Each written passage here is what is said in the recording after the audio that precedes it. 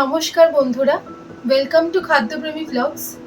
আজকে আমাদের ভিডিওটি একটু অন্যরকম হতে চলেছে, কারণ আজকে আমরা এরকম কোনো মানব সেবা বা বাচ্চাদের জন্য কিছু রান্না করা এরকম কোনো ভিডিওই আমরা করছি না। অ্যাকচুয়ালি নবীনদার সাথে একটা ইনসিডেন্ট ঘটে গেছে। তো নবীনদা এখন অসুস্থ বললেই চলে। তো কি হয়েছে সেটা নবীনদার থেকেই জেনে নিই। নমস্কার বন্ধুরা। আসলে এর আগের দিন আমরা ভিডিও করতে গেছিলাম যখন, তখন একটা ঘটনা ঘটে গেছে। ঘটনাটা এটাই যে আমি যখন কাতলা মাছ ছাড়াচ্ছিলাম, তো যেটা পিলার মানে আলু ছোলার যে মেশিনটা হয় না, তো সেটা আমি সৈনিকে বললাম যে সৈনি একটু দে তো। ও বুঝতে পারেনি, ও ছুড়ে দিয়েছে, আর আমিও বুঝতে পারিনি। আমি ওবার লুকতে গিয়ে ঠিক এখানে একটা গেঁথে যায়। হ্যাঁ, গেঁথে অল্প একটু, জাস্ট সামান্য একটুখানি চামড়া একটুখানি উঠে গেছিলো, একটু ব্লিডিং হয়েছিল। তা ঠিক আছে, পরের দিন তো ঠিক হয়ে গেছিলো। কিন্তু কি বলবো, মানে ভাগ্যের যা পরিহাস, এরকম একটা ব্যাপার। আমি ভেবেছিলাম যে কোনো ব্যাপার না, তখন সোহিনী রোহিণী দুজনেই বলেছিল যে না টিটেনাস নিয়ে নাও নিয়ে নাও। আমি দেখলাম কয়েকদিন আগে টিটেনাস নেওয়া আছে, তো কোনো ব্যাপার না, ঠিক আছে। বাড়ি চলে এসেছি, সেদিনকে কোনো কিছু ব্যথা ট্যাথা এরকম অনুভব করিনি।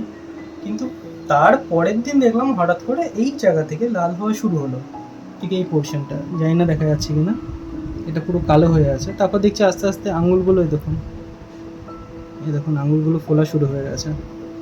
তারপরে এই জায়গাটা পুরোটা ফুলে গেছে। এবার তারপর যখন ডাক্তার দেখাচ্ছি, এটা পুরো মোড়াতে পারছি না। ডাক্তারের কাছে যখন গেলাম, তখন ডাক্তার বললো যে পুরো আমার কি বলে এটাকে, ইনফেকশন হয়ে গেছে। কত যেন সিআরপি না সিপিআর, সিআরপি 52 না এরকম কি একটা বলে, ওইসব হয়ে গেছে। তার জন্য আমার অনেক ওষুধপত্র চলছে। আর কি বলবো, এর জন্য প্রত্যেকদিন সকালবেলাতে 2টো ইঞ্জেকশন আর রাতেবেলাতে 2টো ইঞ্জেকশন চলবে। এই হচ্ছে আমার এখন কন্ডিশন। আর ডাক্তারবাবু দেখুন এতগুলো দিয়েছে সকালে আর বিকালে।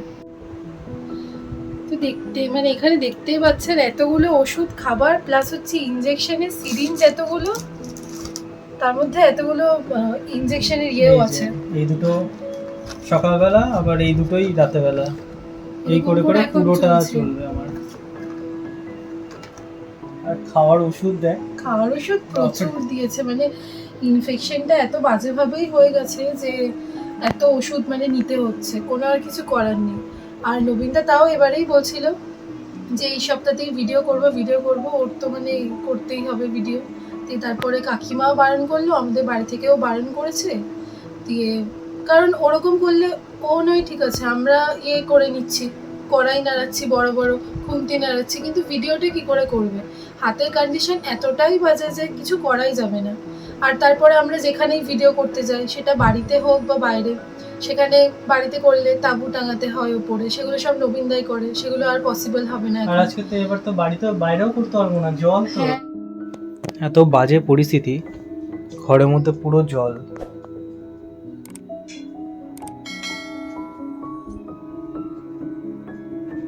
মা দেখি একটু টাটা করো।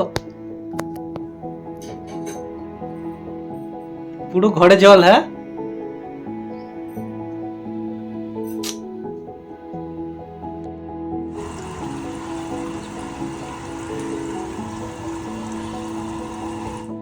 হাত দিয়ে আমি আবার মাছও ধরতে গেছিলাম, তখন তো বুঝতে পারিনি যে এইটুকুনো হয়েছে, কি হয়েছে। যাই মাছ ধরতে, ওই ড্রেন পুকুর ড্রেনের জল এক হয়ে গেছে, তো ওই জলটা ঘেটেছে, তো আরো বেশি সেপটিক হয়ে গেছে। তবে এইটুকুনো এবার দিয়ে আমি শিক্ষা পেয়ে গেছি যে ছোট্ট একটুখানি যদি এবার দিয়ে পেরেকও ফোটে, সেফটি পিন পেরেকও যদি ফোটে না, আমি অন্তত টিটেনাস নিয়ে নেবো।